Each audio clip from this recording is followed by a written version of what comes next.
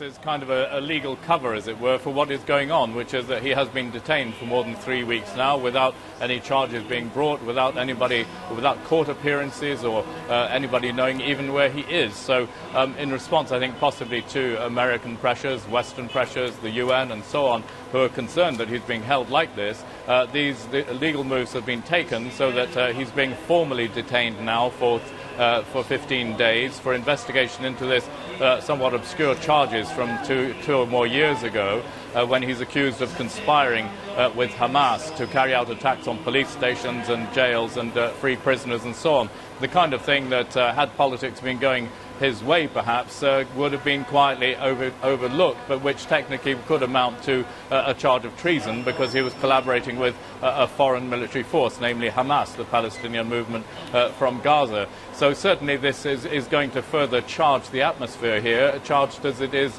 already, but it's been, the move has been dismissed by his supporters as ridiculous, as a sign, a clear sign in their view, that the old regime is quietly coming back under the cover of this military coup. And as I'm talking here, an army helicopter is just coming over Tahrir Square. I don't know if you can see it there in the background. In fact, there's several of them coming over, basically signalling the army support for the turnout here in Tahrir Square, which of course was called for by the army commander himself, General Sisi.